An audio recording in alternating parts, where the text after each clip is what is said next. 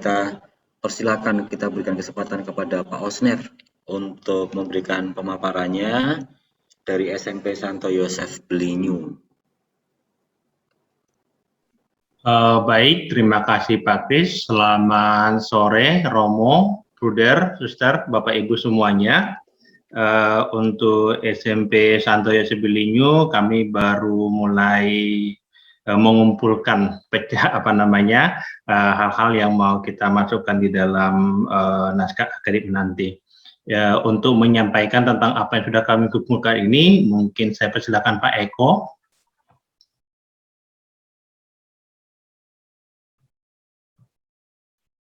Pak Eko? Ya, siap. Oke, silakan Pak Eko. Baik, terima kasih. Kami akan sedikit menyampaikan, sebenarnya bukan naskah akademik, baru pengumpulan data saja, karena belum final, baru sekitar 25% kami mengumpulkan data, dan datanya masih setengah jadi. Jadi kami mohon petunjuk dari Bruder, dari Pak Endi, dan teman-teman selanjutnya. Saya coba share screen kalau bisa. Bisa Pak, monggo share screen. Boleh Pak, monggo silakan Pak Eko. Sebentar mau cari dulu gimana ini, bukanya dulu.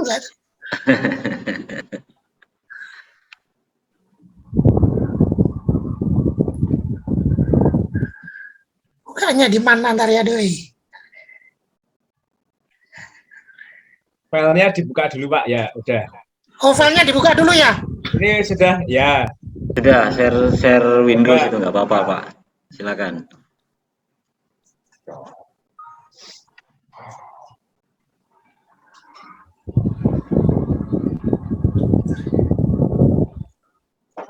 Saya masih belajar dulu, sebentar ya, mohon maaf. Nggak apa-apa Pak. Nggak apa-apa, ini juga belajar bareng kok Bu. Muncul. Itu ditutup dulu, filenya dibuka dulu. Oh, enggak. Nah, filenya dibuka dulu, baru di-share. Itu kan belum dibuka, baru nama folder. Oh, enggak, tutup dulu. Nah, tutup dulu, tutup lagi. Oh, tutup lagi. Nah, Buka file dulu ya. tutup lagi, semua tutup. Oh, semua tutup, oke. Tutup, stop share-nya tutup Bu. Oh, enggak. Share screen-nya tutup dulu Pak. Yang ini. Share screen-nya tutup. Jangan zoom-nya Pak, itu live nanti. Iya. Di atas ada stop share screen, pojok, yang merah itu di close. Merah itu loh Bu, stop share itu kan. Ini. Bentar, saya buka dulu Zoom meeting-nya dulu ini. Nah. Zoom meeting-nya buka dulu. Nggak usah, ini ditutup lagi aja. Mungkin Pak Osner bisa bantu Pak Osner data yang kemarin Pak Osner. Atau mungkin dari Pak Osner yang share screen, kemudian Ya. Pak Eko yang Saya masih bingung ini pakai ini. Ini nggak apa-apa Pak. coba saya stop partisipnya pen dulu. Ya. Terus saya coba untuk multiple lagi. Ya, silakan. Oke. Oh, ini dari Pak Osner ya? Ya, sudah ini Pak. Sudah bisa Pak. Baik, ini adalah core value atau tentang data-data yang kami kumpulkan dalam rangka mencari core value SMP Santo Yosef. Yang pertama, kami akan bahas tentang kondisi wilayah ya. Belinyu itu suatu kota kecamatan dengan luas 478,66 km persegi dengan 26 SD, 8 sekolah menengah pertama negeri dan swasta, dan 6 SMA. Suatu masyarakat di kota Bangka Utara yang mayoritas bekerja perkebunan, pertambangan timah, perdagangan, sebagian kecil buruh harian, ada juga yang mengusaha BUMN timah. Ya. Dan sebagian besar orang tua dari SMP kami adalah wira swasta dan buruh harian. Kemudian untuk itu kondisi sekolah sudah, kami lanjutkan berikutnya. Nilai-nilai keutamaan yang kami ambil ialah kami ambil dari 10 nilai keutamaan Yayasan Tunas Karya, kemudian ditambah dengan nilai-nilai dari keteladanan Santo Yosef. Nah, jadi ada taat peraturan, percaya pada Tuhan dan sebagainya. Kemudian berikutnya tentang situasi budaya masyarakat Tionghoa. Ini baru kami sampai tentang makanannya. Kemudian makanan, kemudian tentang pantai-pantai dan kondisi masyarakat Belinyu yang merupakan masyarakat petambang timah. Jadi masyarakat petambang timah dan tentang pola bekerjanya atau pola kehidupannya. Kalau mengenai nilai-nilai inti budaya Tionghoa belum sampai karena waktu, jadi kami belum sampai. Baru sampai sejarah kota Belinyu dan mengapa ada nama Belinyu yang merupakan salah satu jenis makanan yang merupakan obat penyakit beri-beri. Jadi kami baru sampai situ aja, belum sampai lebih lanjut. Sekian Pak Endi dan Bruder, waktu dan tempat kami kembalikan. Baik, terima kasih Pak Eko. Mungkin itu cukup ya, Pak Osner ada yang mau menambahkan atau cukup? Pak Osner menambahkan?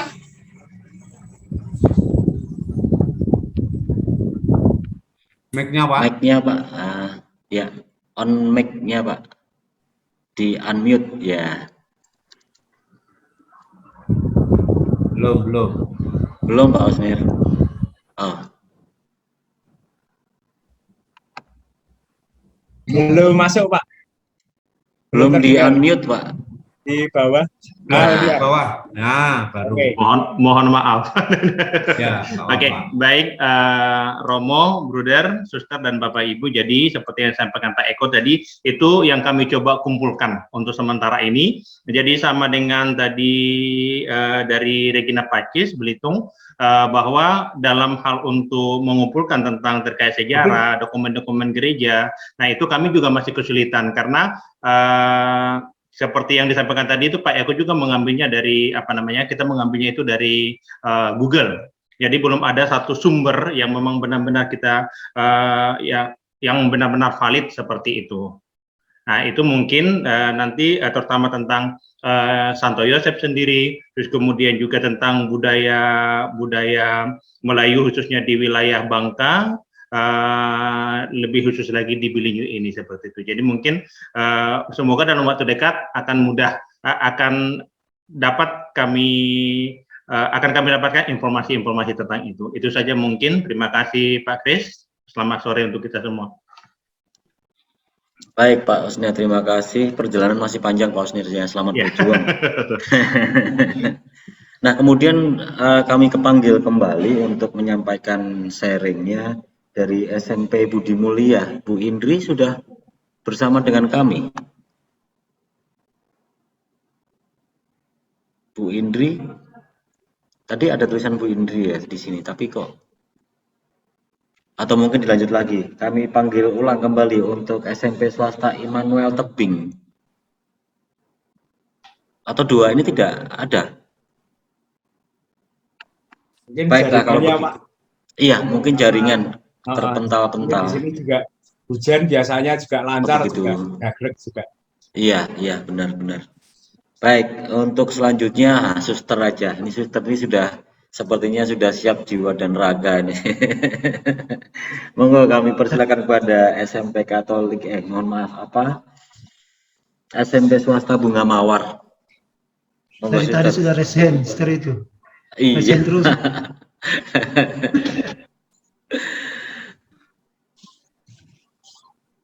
Baik, terima kasih atas waktu yang diberikan kepada kami. Sebenarnya juga tidak seperti yang dikatakan Romo Agus ya. Kami juga dalam tahap sedang pengumpulan data. Tapi kami dari beberapa kali pertemuan kami sedikit dan sebagian sudah menemukan nilai-nilai yang kami gali. Pertama itu dari sejarah sekolah, walaupun masih tertatih-tatih untuk menggalinya, tapi izinkan kami untuk mencoba men-share. Bisa ya Pak Kris? Bisa, Suster, silakan.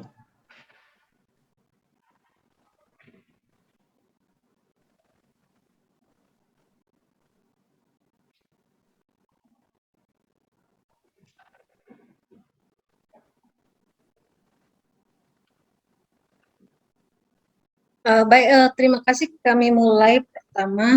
Kebetulan visi kami ini kami baharui beberapa. Mohon maaf, Suster, belum nyampe di kami. Bapak Ibu yang lainnya sudah nyampe belum screen-nya? Belum ya? Belum, Pak. Belum. Ini dia. Sudah Suster proses. memang wow, bikin kejutan sukanya Suster ini. Baik, terima kasih. Yang pertama mengenai visi kami.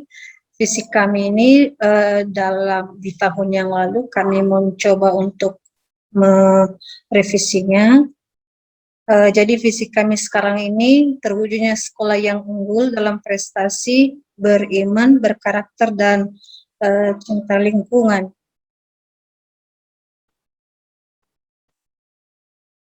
Kemudian misi kami menumbuh kembangkan rasa kekeluargaan, kedisiplinan, dan semangat religius pada seluruh warga sekolah. Kemudian melaksanakan program pembelajaran dan pembinaan secara optimal untuk menghasilkan peserta didik yang unggul dan kompetitif. Menjalani kerjasama yang baik dengan orang tua, peserta didik, pemerintah, dan lembaga masyarakat.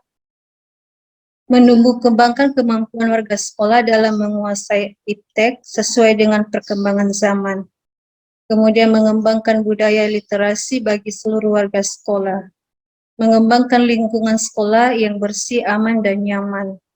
Menumbuh kembangkan kreatif seluruh warga sekolah dalam mencintai seni dan budaya. Visi dan misi kami ini kami angkat kemarin, kebetulan murid-murid kami itu kebanyakan dari luar Gunung Stoli ya, dan kadang-kadang dari ketika mereka tamat SD ada kami temukan anak yang masih belum lancar membaca. Jadi di situ kami mencoba bagaimana mengoptimalkan supaya anak-anak itu bisa paling tidak bisa bersaing dengan teman. Walaupun sering nanti orang mengatakan bahwa sekolah swasta itu anak-anak dari sekolah swasta itu anak buangan. Tapi saya katakan justru itu yang akan menentukan keberhasilan sebuah sekolah. Ketika anak yang masuk kepada kami dalam keadaan yang kurang mampu dalam segi intelektual dan sikap lalu masuk kepada kami menjadi baik, maka saya rasa bahwa itulah keberhasilan kami. Yang berikutnya, dalam beberapa hari ini kami mencoba menggali tentang sejarah berdirinya SMP Bunga Mawar. Seperti pada FGD 1 kemarin, saya mencoba menceritakan bahwa SMP Bunga Mawar itu dia terletak di Jalan Nilam nomor 3 di Kelurahan Ilir, artinya dia terletak di Kota Gunung Stoli. Kemudian berdiri pada tahun 1967. Pendiriannya dengan misi pada saat itu mencerdaskan. Jadi sejarah ini saya ambil dari buku ketika ada pesta perak. Jadi ada buku kecil yang tidak juga dijilid, tapi mungkin pada waktu itu sejarah ini diambil dari hasil-hasil wawancara para orang-orang tua yang masih ada pada saat pendirian sekolah ini. Kemudian bahwa semangat SMP Bunga Mawar ini berdasarkan iman, harapan, dan kasih serta nilai-nilai Kristiani dengan mengutamakan mereka yang miskin, lemah, dan berkekurangan. Setelah berdirinya SMP swasta Bintang Laut di Telu Dalam pada awal tahun 1956, ternyata banyak anak dari Gunung Stoli dan bahkan Lahewania Setara setelah tamat SR melanjutkan pendidikannya di SMP swasta Bintang Laut. Jadi dulu di Gunung Stoli ini belum ada sekolah Katolik yang hanya satu pada waktu di Pulau Nias itu di Bintang Laut, yaitu di Kabupaten Nias Selatan. Jadi jarak tempuh untuk Nias Selatan itu ditempuh dengan jalan kaki pada waktu itu belum ada mobil, belum ada sepeda, belum ada lain-lain lah. Jadi ditempuh dengan jalan kaki. Dengan makan waktu 3 sampai 5 hari. Kemudian dari kecemasan dan kegelisahan dan pengharapan akan pendidikan dan masa depan anak-anak Nias yang lebih baik, beberapa tokoh Katolik mencoba berdiskusi dengan pastor kepala paroki Gunung Stoli, yakni Pastor Aniset Flektor, itu pastor orang Belanda atau orang Italia, sekaligus mengusulkan agar dibangun satu sekolah SMP Katolik untuk menampung siswa yang berminat untuk di sekolah Katolik seperti di Tegalan. Kemudian mendengar informasi dan berita gembira tersebut, umat Katolik yang berada di Gunung Stoli dan sekitarnya sangat antusias dan menyarankan kepada Pastor Aniset untuk menyetujui akan pendirian sekolah tersebut.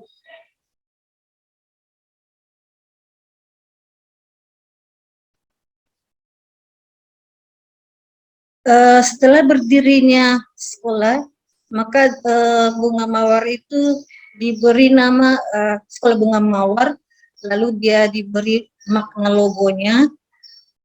Logo SMP Bunga Mawar ini pada tahun 1969 oleh Frater Jan Kompens CMM, yakni artinya batang yang tegak, melambangkan iman yang teguh, pribadi yang kuat, teguh untuk saling mengayomi.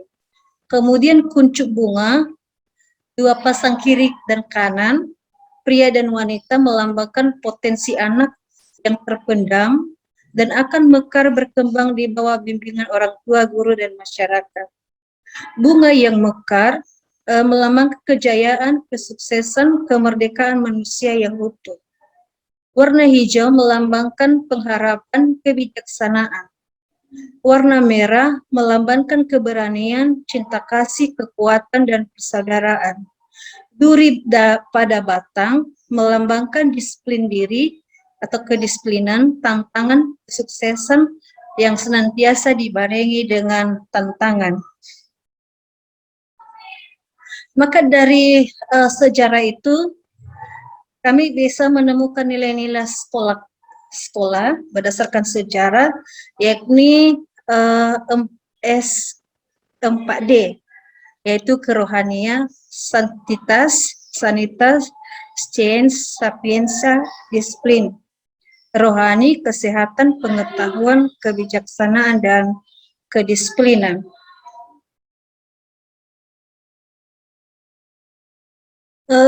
Nilai kerohanian, keutamaan yang kami ambil di dalam itu beriman, berakhlak mulia, yang aspeknya nanti berdoa sebelum dan sesudah melaksanakan pembelajaran, kemudian rajin membaca kitab suci, melaksanakan kegiatan retret misa bulanan, melaksanakan amal atau aksi puasa, beribadah ke gereja setiap minggu, kemudian toleransi atau menghargai perbedaan agama. Kemudian yang kedua adalah kesucian.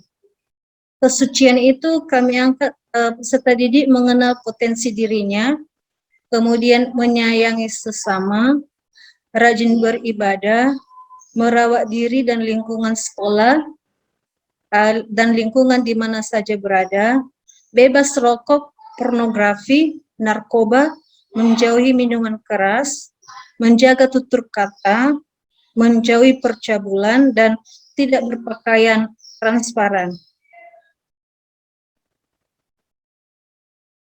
Kemudian masih nilai dari religius tadi, ketulusan. Ketulusan kami angkat aspeknya menolong sesama tanpa mengharapkan imbalan, kemudian meminta maaf jika melakukan kesalahan, selalu mengucapkan terima kasih jika ditolong oleh orang lain, menerima diri apa adanya, menerima kelebihan dan kekurangan orang lain, menghibur teman yang sedih atau susah, tetap bersyukur dan berjuang walaupun situasi hidup sangat sulit atau tugas yang diberi terasa berat, melaksanakan aturan tanpa paksaan, dan berbagi dengan sesama. Kemudian ketekunan, mengerjakan tugas tanpa menunda-nunda, pantang menyerah, dan dalam menghadapi kesulitan, belajar secara terus-menerus dan tidak mengenal lelah. Di sini kami ambil kompetensi dasarnya satu, mungkin karena masih dalam proses itu, peserta didik melakukan kebiasaan yang jujur, mencintai lingkungan, berperilaku sopan, gembira, dan religius. Bukan, maaf, terlewat. Nah, kompetensi dasar yang kami ambil adalah peserta didik menyadari dan mengagumi akan karunia Allah yang harus dijaga, dikembangkan demi kemuliaan Tuhan. Kemudian menyadari diri sebagai ciptaan Tuhan yang paling tinggi.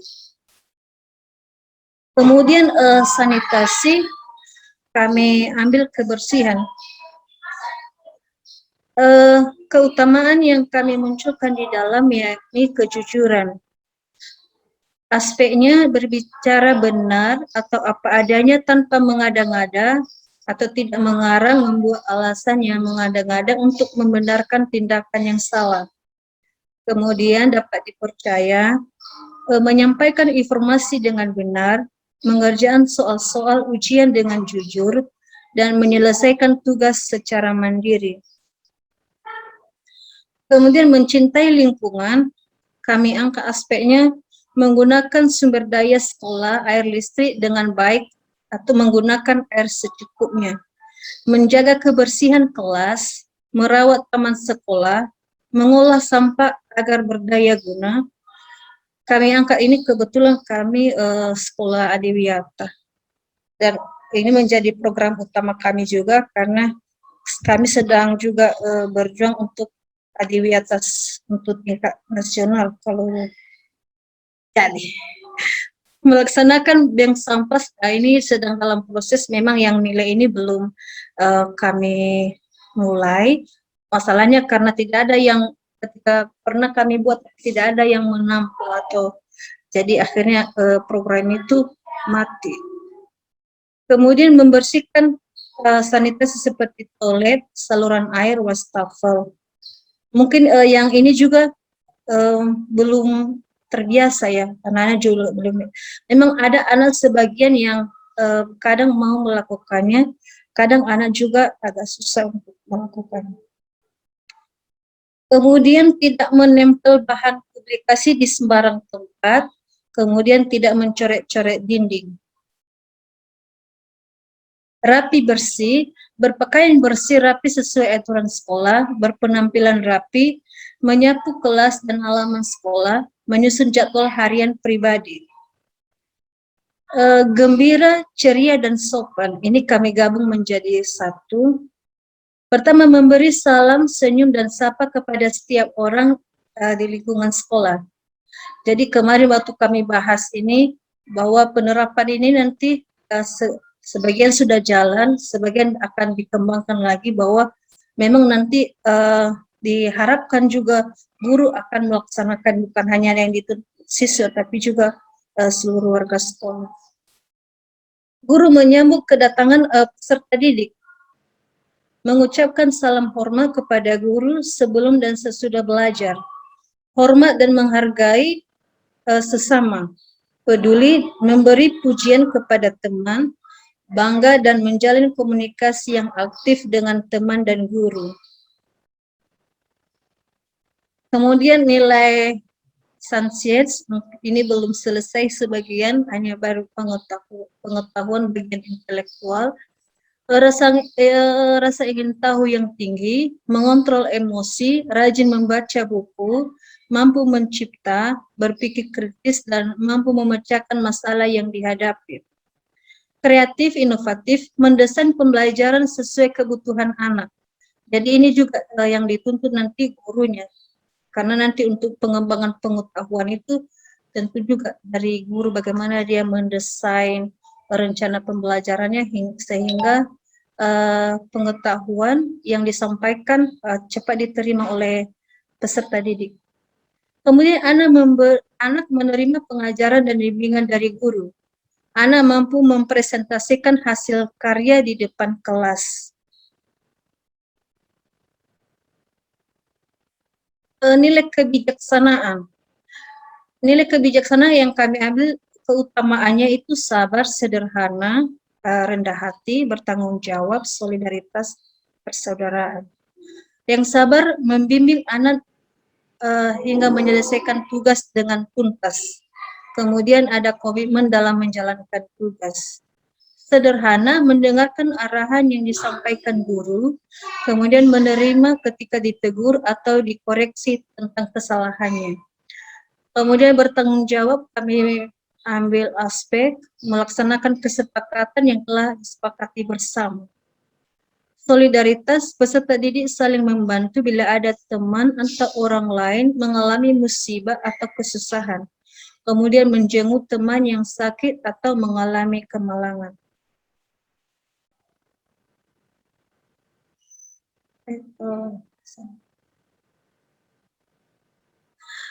Pertama kemarin ketika kami menggali, ada beberapa guru yang mencoba mencetus yang namanya nanti gerakan nyata yang dikembangkan dengan nama GERMES, gerakan memungut sampah.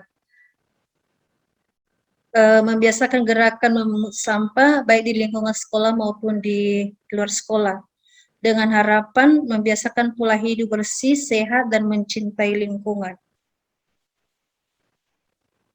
Pelindung sekolah, sebenarnya seperti yang saya ceritakan pada awal itu, bahwa SMP Bunga Mawarsa ini belum memiliki santap pelindung sekolah, tapi kami mencoba untuk mengangkatnya. Mungkin nanti setelah kami angkat ini, kami akan melapor ke yayasan untuk disetujui, atau siapakah ada hal-hal yang lebih menarik atau hal-hal yang nyata untuk diterapkan di sekolah mengenai santap pelindung. Jadi kami ambil santap pelindung sekolah itu, ini kemarin saya coba mencari di internet dan di buku Orang Kudus. Memang di buku Orang Kudus secara spesifik itu yang diangkat itu tentang yang dirayakan nanti pada tanggal 18 tentang Maria, lupa saya. Tapi di sini saya melihat Maria Rosa Mustika yang dirayakan pada tanggal 18 Desember setiap tahun. Nanti ini baru yang santap pelindung ini masih usul, tapi kami masukkan saja nanti di bagian ini. Nilai-nilai yang kami ambil di dalam itu yang baru kami angkat itu 2, kudus dan tak bernoda, kemudian lemah lembut.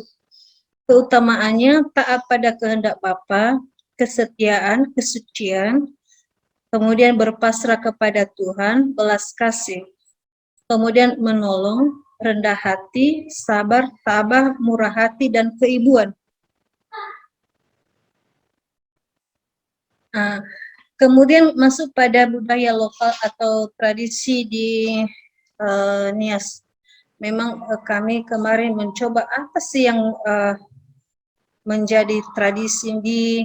Kemarin kami coba-coba baca buku itu, banyak menceritakan tentang pernikahan, hukuman, kemudian artefak membangun rumah, kemudian di dalamnya yang banyak itu amaidola, kalau bahas pepatah. Jadi yang kami angkat sebagian di sini tentang kata Yahoo. Mungkin di FGD 1 kemarin pernah dicetus oleh Bapak Romianto tentang Yahoo. Dalam kehidupan Ononiha, Ononiha itu merupakan sebutan masyarakat Nias Kemudian Yahweh memiliki makna mendalam yang merupakan ucapan salam yang jika diterjemahkan ke dalam bahasa Indonesia artinya semoga diberkati. Kalau bahasa Jawanya berkah dalam, kalau nggak salah. Di sanalah sebuah filosofi mendalam tentang masyarakat Nias yang bisa bersahabat. Lebih dari sekedar ucapan salam, Yahweh merupakan wujud harapan akan kebahagiaan orang lain. Rasa perhatian, tanggung jawab, hormat, pengetahuan terkandung di dalamnya semua. Kebiasaan mendasar di kata Yahweh ini sebenarnya dalam tradisi Nias, ketika misalnya saya pihak perempuan menikah atau dipinang oleh laki-laki, kemudian saya berkunjung, maka saya harus menyiapkan sebuah yang namanya afo atau adalah biji yang kemudian dimasukkan di dalam bola-bola nanti untuk disuguhkan kepada tamu, baik yang nanti tamu yang dia kenal ataupun yang tidak. Kemudian dia ketika dia berpapasan dia harus memberi salam. Di kebiasaan di Nias ini kan berjabat tangan, tapi pada masa COVID ini memang tidak dilakukan lagi, walaupun sebagian merasa canggung ketika tidak berjabat tangan. Tapi demi kesehatan dan kesehatan bersama maka mulai dilatih. Ada istilah labi jinafo. Kalau labi jinafo itu nanti Bapak Rom yang lebih tahu ini bagian labi jinafo dengan ada bola-bola nanti dimasukkan, lalu sirih dimasukkan di dalam, lalu dibagi kepada seluruh tamu. Kemudian kebiasaan saling menghormati lewat kata sapaan, pemberian sirih tidak dilakukan lagi sebagian. Tapi kalau di desa-desa memang ini masih berlaku, tapi di kota seperti kami sekarang ini kebiasaan ini sudah mulai hilang sedikit. Tapi beberapa waktu ini kemudian digali kembali dan kemudian dihidupkan dengan mendirikan sanggar-sanggar budaya baik di masyarakat sendiri maupun di sekolah. Artinya sanggar budaya, kalau sama di kami sanggar budaya atau sanggar budaya Mame Afu.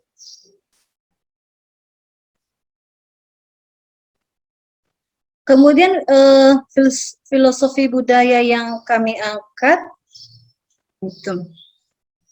ada istilah di sini bola lahina, karena tadi budaya itu memberi siri dengan bola-bola, menyuguhkan dengan format kecil ya. Bola lahina menjadi kami angkat filosofi dalam nanti untuk kami hidupi itu dalam budaya SMP Bunga Mawar itu bola gedeu, bolo gedeu. Bolo gedeu itu artinya bersifat sabar. Nilai filosofis sering diucapkan oleh ketua adat Nias ketika ada terjadi suatu pertentangan di kalangan masyarakat Nias. Jadi ketika para ketua adat menyelesaikan sebuah masalah dalam adat, maka sering diucapkan bolo gedeu, artinya bersifat mengajak untuk sabar. Kemudian lau jisehi. Lau jisehi itu berbuat baik. Nilai mencerminkan ciri khas sosial masyarakat, berbuat baik. Kemudian yang ketiga itu lahemiu. Lahemiu itu bersatu padu. Artinya bersatu padu. Yang menggambarkan masyarakat Nias yang tolong-menolong atau gotong royong. Ingat ketika di Pulau Nias itu kan ada rumah adat yang terbuat dari kayu. Biasanya kalau di kampung-kampung itu ketika mendirikan rumah itu biasanya bukan hanya pemilik rumah itu yang akan hadir di situ untuk membangun, tapi seluruh satu kampung untuk menyelesaikan satu rumah itu. Jadi sampai selesai.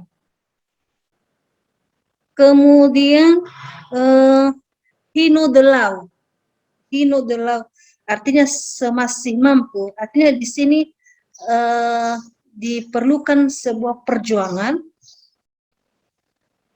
sedaya mampu dengan memberikan segala yang ada padanya. Artinya sampai dikatakan kemarin para narasumber sampai berdarah-darah. Mungkin itu masuk ke situ. Kemudian natolau berarti upaya. Nilai ini menunjukkan ciri khas orang Nias yang tidak mudah putus asa dalam menggapai sesuatu yang dicita-citakan. Terima kasih. Ini berdasarkan hasil yang sudah kami temukan kemarin, yang kami gali bersama para guru. Mungkin nanti untuk dalam naskahnya kami lagi membuat kerangkanya, tapi kami sudah sebagian bisa menemukan nilai-nilai yang bisa kami ambil dan diterapkan, kemudian nanti kami kembangkan kembali. Terima kasih atas waktu yang diberikan. Kami mohon masukan pencerahan untuk kami. Terima kasih, Pak Kris. Baik, terima kasih Suster Luciana yang amat sangat wow ya. Ternyata kaya sekali ya budaya di sana ya. Saya berdecak-decak. Istilahnya itu keren sekali, seperti bukan bahasa Indonesia, bukan bahasa apa ya yang tidak lagi ya. Artinya iya itu, tapi khasnya yang sangat kaya sekali di sana itu. Luar biasa Suster. Mungkin Baik, ada yang mau Bapak, ditambah iya, Bapak Romi, Pak? boleh, Misalnya dia silakan. ahli adat. Ya, silakan. Mau ditambahkan Suster? Share-nya ditutup dulu, Suster. Oh iya, Yes, di stop dulu Suster, share screen-nya. sabar ya.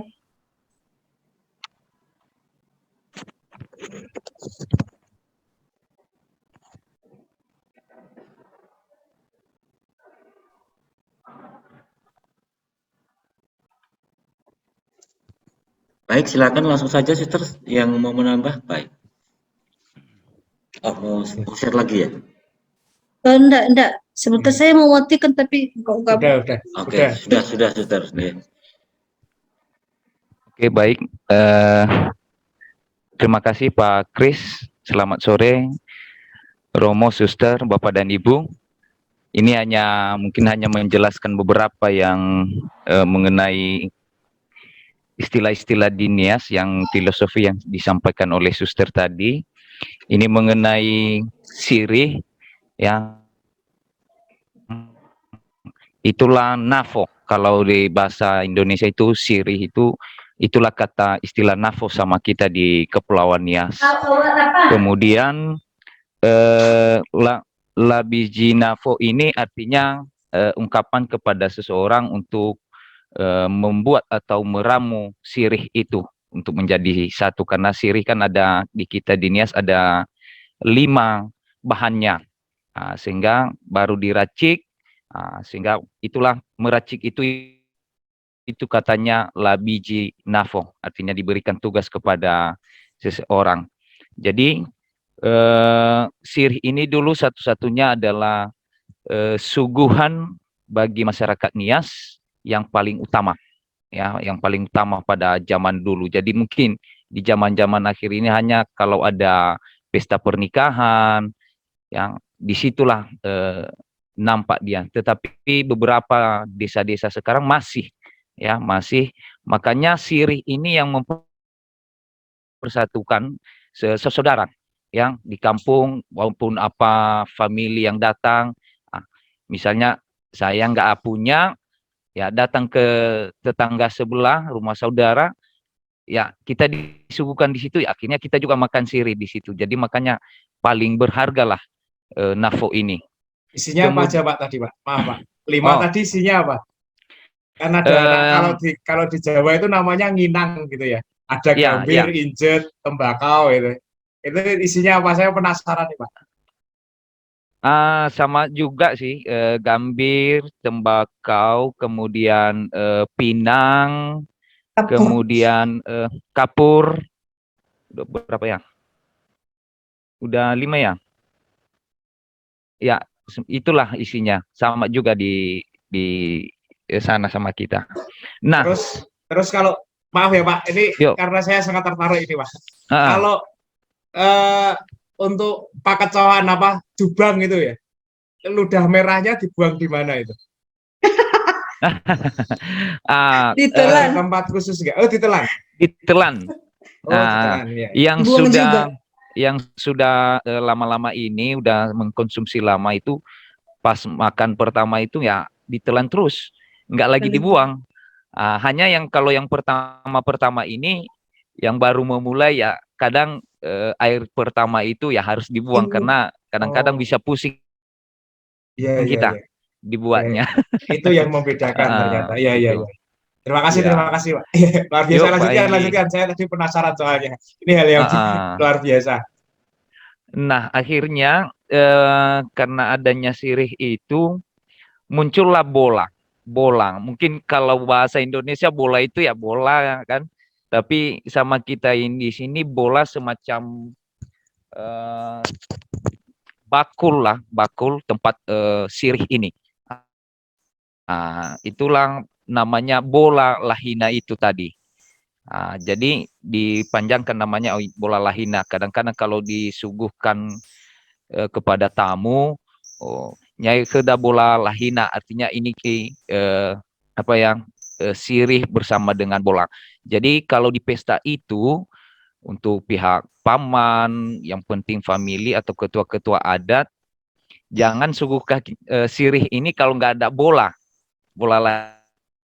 lahina ini, kalau nggak ada tempatnya ini. Itu susah, nggak diterima nanti sirihnya. Jadi itu dari situ mungkin tadi sudah dijelaskan suster, mungkin ejaan kata masih belum lupa suster menyampaikan tadi, itu ada beberapa kata di situ bo, la, hi, dan na. Bo yang pertama itu tadi yang disampaikan suster, bolo gede artinya kita harus sabar. Misalnya tidak bagus membuat sirihnya, ya kita harus sabar menerimanya, gitu. Kemudian lauzisehi artinya kepada yang kita beri berbuat baiklah. Itu kita memberikan sirih itu menandakan juga berbuat baiklah kepada orang yang menerima.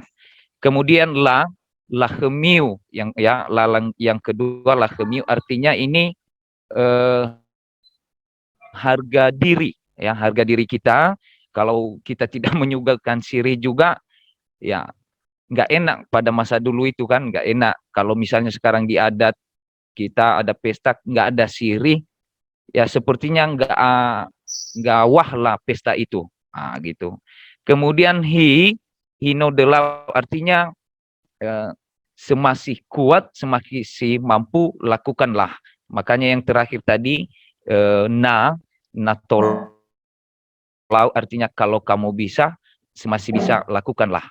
Jadi mungkin itu saja tambahan dari penjelasan tentang filosofi beberapa kata di Nias. Terima kasih Pak Kris, saya kembalikan. Baik, terima kasih Pak Romianto, Suster Luciana ya. Luar biasa sekali. Nah, hanya ada sebuah fenomena yang kontradiktif. Sementara Mas Hendy itu semakin tengengek, yang Mas Herinya semakin dingklok. Ini kan yang terjadi. Kalau saya lihat dan perhatikan di monitor itu. Insting budayanya itu Mas Hendy itu langsung twing gitu, langsung muncul di sana. Baik, Romo, Suster, Bruder, dan Bapak Ibu sekalian. Jadi itu beberapa hal. Nah, kemudian berikutnya untuk SMP Budi Mulia itu ada konfirmasi WA bahwa beliau Bu Indri itu sepertinya ada kegiatan yang nggak bisa ditinggalkan itu. Tapi di sini kok kemudian muncul nama Bu Indriati ya, itu yang terjadi. Nah, kemudian praktis ketika SMP Budi Mulia tidak berkesempatan. Kemudian sekali lagi untuk SMP swasta Immanuel Tebing, apakah masih bersama dengan kami atau mungkin tidak ada ya? Nah, kalau tidak ada, tinggal satu sekolah, Bruder Mas Heri dan Mas Hendy. Mungkin kita lanjut dulu saja untuk SMP Katolik Tanjung Pinang, baru itu kemudian kita persilakan kepada narasumber untuk memberikan masukan gitu ya. Oke. Baik, terima kasih. Untuk Pak Simarmata, kami persilakan, ruang dan waktu kami serahkan sepenuhnya.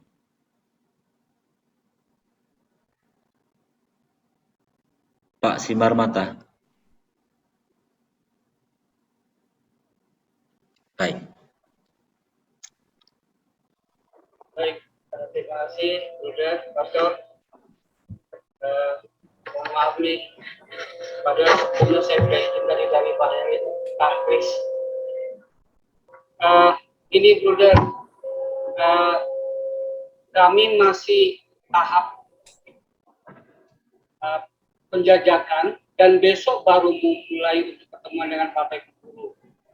Itu jadi seperti yang Bruder waktu disampaikan, saya beranikan ngomong begini memang belum siap Bruder, tapi kami sudah mencari data-data, sudah memulai.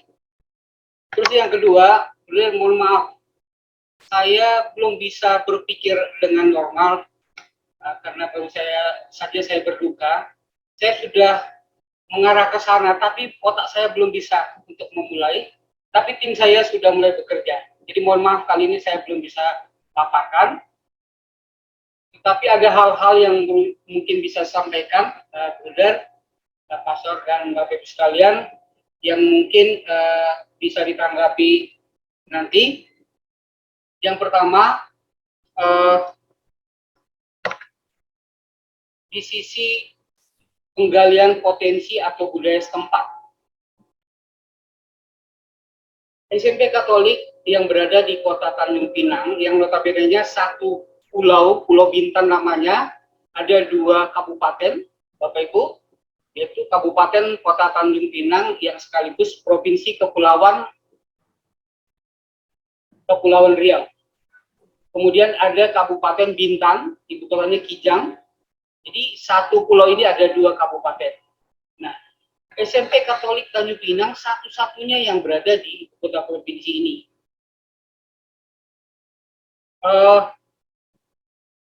Dalam hal penggalian budaya, saya berpikiran begini, Bruder, Bapak Ibu, kami ini sebenarnya atau hampir 100% ini adalah masyarakat pendatang.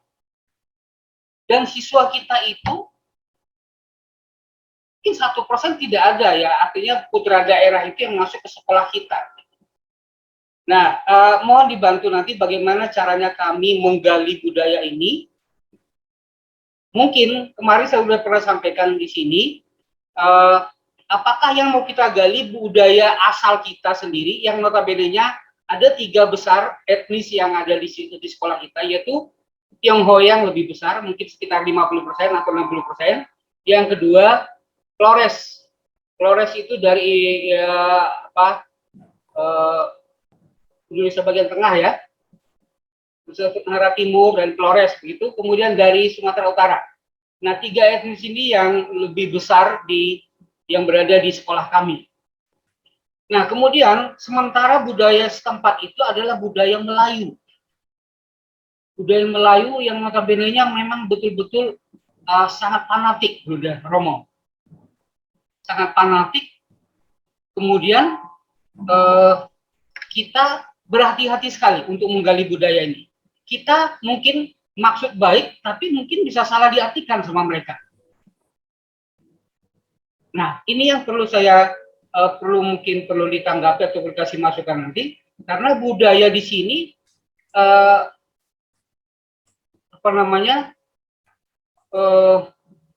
berhubungan langsung dengan kepercayaan atau agama yang dianut, gitu ya. Jadi budaya Melayu yang kita coba pelajari nanti mungkin sebatas mana, gitu ya, yang harus kita pelajari nanti. Kami coba membuka mata pelajaran Kebudayaan Melayu tahun ini, yaitu di muatan lokal yang disepakati oleh wali kota setempat. MOU sudah ada. Seiring dengan waktu berjalan, guru saya merasa kerepotan atau kesulitan karena materi atau silabus yang diberikan kepada guru atau sekolah itu tidak nyambung dengan artinya guru saya kesulitan mencari materi untuk mencocokkan KD dan KI yang ada di silabus itu. Kami tidak diberikan buku-buku pedoman. Tidak ada buku pedoman khusus atau yang tersedia di daerah setempat. Itu juga satu kendala bagi kami nanti untuk menggali potensi daerah yang ada di sini. Begitu. Kemudian yang kedua, dari segi sejarah, kemarin sudah saya sampaikan juga, asal muasal SMP Katolik Tanjung Pinang ini adalah awalnya dulu sebuah kursus atau les bahasa Inggris yang dikelola oleh pastor-pastor SCC dari Singapura sebelum tahun 1962 ya. Kemudian dengan maraknya minat masyarakat setempat atau animo masyarakat setempat pada saat itu sangat banyak menggeluti kursus ini. Kemudian terpikir oleh pastor-pastor pada saat itu untuk mendirikan sebuah sekolah. Dibuka saja sekolah SMP Katolik begitu. Nah, didirikanlah SMP Katolik resminya tahun 1962 dengan meminjam gedung SD Katolik. Ya, SD Katolik yang mungkin sekitar dari lokasi sekarang sekitar 5 atau 7 km dari sini. Kemudian SMP Katolik berdiri dengan meminjam gedung SD Katolik masuk sore begitu ya, masuk sore. Nah, beberapa tahun berikutnya ada niat untuk pindah ke gedung sekarang yang sekarang berada di Jalan Batu Kucing yang bersama dengan komplek SMP dan SMA. Kemudian yang perlu saya tanggapi juga di sini, beliau pastor, apa yang aneh ya menurut saya di sini, kenapa kita yang satu-satunya sekolah Katolik yang ada di Provinsi Kepulauan Riau ini di ibu kotanya ya, kalau di Batam mungkin di Karimun ada, tetapi kenapa kita masih kewalahan untuk mencari siswa, gitu? Kenapa mencari siswa itu sulit sekali? Orang tua kebanyakan memilih sekolah negeri, gitu. Nah, di sini perlu saya sampaikan ada beberapa kajian kami, mungkin belum berdasarkan ilmiah begitu ya. Yang pertama, ada ketidaksinkronan mungkin antara paroki dengan sekolah, ya. Saya nggak tahu mungkin pendahulu-pendahulu sebelumnya, gitu. Artinya terbukti misalnya dengan asrama yang dikelola itu, asrama putra yang dikelola itu tidak menerima siswa-siswa yang non-Katolik, tidak menerima. Sudah 4 tahun berjalan. Tidak menerima siswa-siswa yang non-Katolik, yang notabene-nya setiap tahun biasanya asrama ini menyumbang 1 kelas untuk sekolah kami. Nah, 4 tahun terakhir justru yang ada adalah tidak sampai 10, hitungan jari saja siswanya yang bisa kami terima di sekolah ini. Nah, mungkin apa kebijakan pastor dan sebagainya, padahal kami sudah konfirmasi juga dengan pengurus yayasan, sudah dikonfirmasikan dengan Bapak Uskup dan sebagainya gitu. Tapi 4 tahun ini berjalan masih tetap tidak ada niat untuk membuka itu semua. Padahal animo masyarakat untuk hadir di sekolah kami itu sangat banyak Bapak Ibu, terutama yang berada di luar kota Tanjung Pinang, seperti dari Batam, dari Pulau Burung, dari Pulau Natuna dan sebagainya. Karena masyarakat Batam itu mungkin anak-anak di sana itu sangat membutuhkan, atau orang tua yang sangat membutuhkan pendampingan anaknya yang lebih gitu ya. karena mungkin dengan kenakalan dan kemajuan zaman sekarang orang tua tidak sanggup lagi untuk membimbing anaknya secara langsung. Nah, orang tua ingin ada asrama. Nah, begitu masuk asrama, mereka beragama non Katolik ditolak. Inilah kendala kami, inilah masalah kami yang kami hadapi sekarang. Seandainya ini dibuka, kami mungkin bisa berlebih siswa. Kami mungkin bisa menargetkan siswa kami sekian tahun, kira-kira begitu. Lalu yang kedua, ada mental orang tua atau masyarakat orang tua yang memang yang penting anak saya bisa sekolah, gitu. Yang penting orang tua anak saya bisa sekolah, mau punya ilmu atau tidak ya, yang penting sekolah. Nah, itu yang kami hadapi di sini, Bruder, Bapak, Ibu, yang perlu mungkin ada masukan dari kami. Mohon maaf, itu yang bisa saya sampaikan. Terima kasih. Selamat sore. Baik, terima kasih Pak Simarmata. Jadi itu ya pasti tetap berproses ya, walaupun situasinya mungkin masing-masing tempat dan masing-masing berbeda, tapi tetap bahwa kita akan bergerak maju bersama. Itu. Baik, Bruder, Mas Heri dan Mas Hendi, 3 sharing dari 3 sekolahan ya. Pertama dari SMP Santo Yosef Belitung, kemudian dari SMP swasta Blinyu, mohon maaf, kemudian Santo Yosef Blinyu, kemudian SMP swasta Bunga Mawar, dan yang terakhir SMP Katolik Tanjung Pinang. Monggo kami persilakan, mulai mungkin dari Bruder Warto, ada yang mau disampaikan beberapa hal. Atau Oke, mungkin... terima kasih waktu yang diberikan. Saya mendengarkan sharing 3 sekolah tadi. Dari sisi penemuan nilai, ada yang sudah mantap seperti yang disampaikan oleh Suster Luciana tadi, dan menurut saya itu sangat mendalam. Filosofinya beberapa tadi sudah ditambahkan oleh Pak Agung atau Pak siapa tadi? Nah, itu tadi sudah ditambahkan, lalu ini tinggal nanti dinarasikan agar menjadi naskah yang mudah dibaca orang dan lebih mudah dipahami, tidak sepotong-sepotong. Dari sekian banyak nilai budaya tadi, kalau memang memungkinkan itu bisa